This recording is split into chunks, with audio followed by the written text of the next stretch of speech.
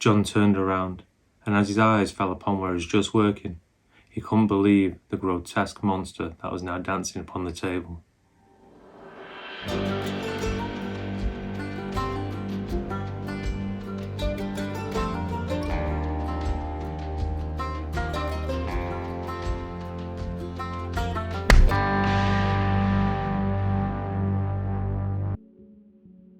In 1590, during the reign of Queen Elizabeth I, Dr John Dee was the Warden of Manchester's College, what is known as Chetham's Library.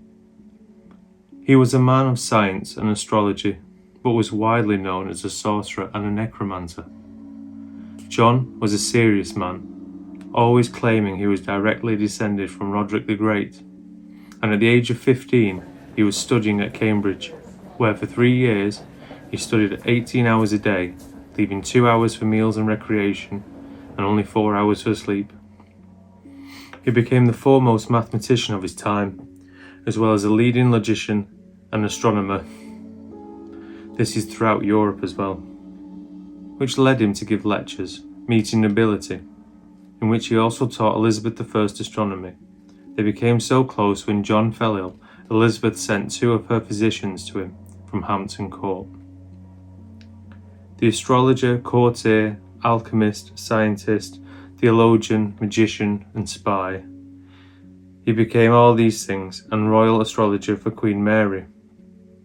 He cast a horoscope to determine the date of Queen Elizabeth's coronation, alongside advising explorers on navigation with their voyages. It was around this time, however, he started to get drawn into the occult and surrounded himself with all manner of items, such as his crystal globe, which he claimed was brought to him by an angel.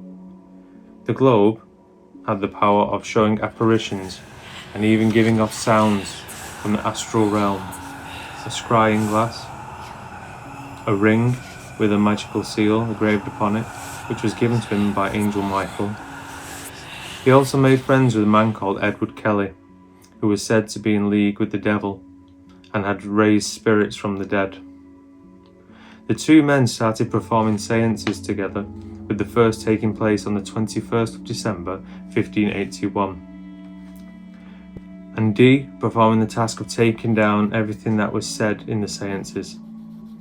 With these experiments and many others that Dr Dee was involved with, saw him imprisoned for heresy in 1555.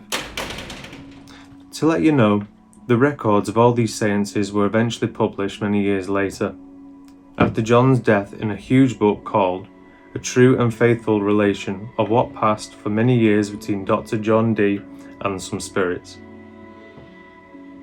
Upon release, he went travelling in Europe, allegedly to spy for the Queen. With it being said that Dr John Dee signed the bottom of his letters with a 007, to highlight that the letter was for the Queen's eyes only. The 2 zeros represented eyes, and the 7 was thought to be a lucky number that offered protection. This was later adopted by Ian Fleming for the famous James Bond novels. On returning to England, Dee found his home ruined, attacked by people who had heard of his occult research. He petitioned Elizabeth for help. The rumours around Dee meant that the Queen could only do so much for him, and while he wanted to move to Winchester, she requested that the Archbishop of Canterbury offered him a post as Warden of Manchester Collegiate Church, now the cathedral. Dee took up the offer and moved north in 1596. And the story goes, it was here, on one fateful night during his tenure at Chetham's Library, his possibly most famous act took place. Dr John Dee was sat in his dimly lit office, the glow of the fire not offering much heat or light, while the rain lashed the windows to the outside. Shadows danced around the wooden-panelled room and along the stone floor as John pored over the books, scraps of paper, studying notes and symbols. He felt close.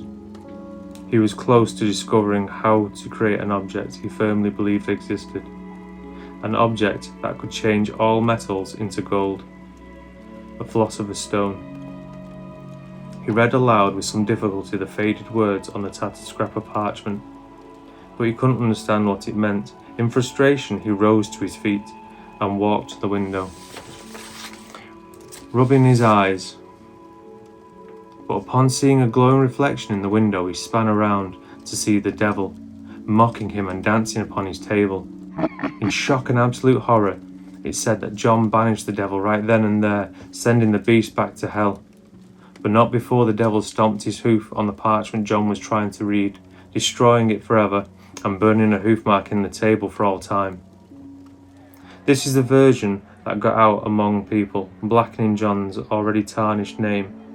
It's also said he conjured up the devil using this dark arts, or he may have just burnt the desk with an experiment. Things now were getting too much for the locals and the priests. But surprisingly, despite being known as a necromancer and sorcerer, he never lost the Queen's favour, and had her support and patronage to the end of her life. But after her death, he found his position unattainable.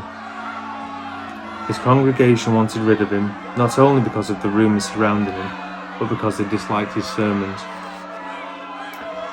In a last-ditch attempt, he petitioned the new King James I, but his request was denied, possibly due to James's hatred for witches and witchcraft.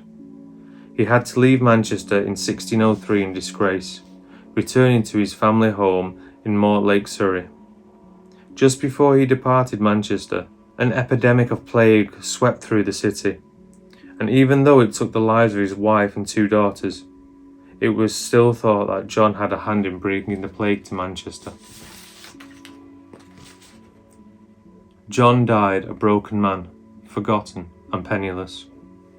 So that's all we've got time for today, but do let me know if you think that John was a man before his time, studying things that was beyond the comprehension of the common people, or he was in league with the dark arts and the devil himself.